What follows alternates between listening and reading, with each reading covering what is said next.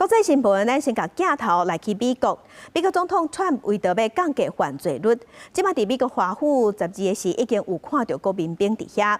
白宫嘛宣布讲，头一天执法已经有抓到23个人，对捕杀到抢劫的拢有。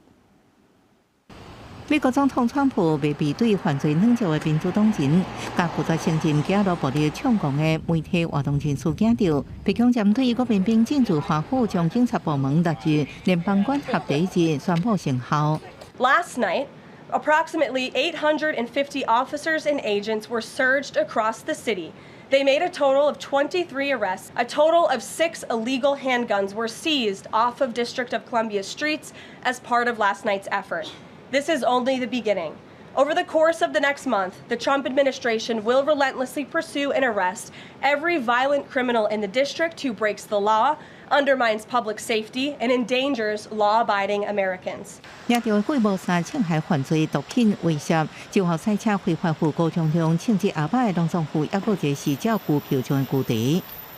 I'm focused on is the federal surge and how to make the most of the additional officer support that we have. If there's National Guard here, that they're being well used. 川普宣布要予华盛顿特区降低犯罪率，在地居民有人感觉治安无好，有人感觉特区无遮尔歹。Trump said crime in D.C. is, quote, getting worse, not getting better. The facts don't bear this out. The city has recorded a 26% drop in violent crime this year compared to this time last year after a post-pandemic peak in 2023.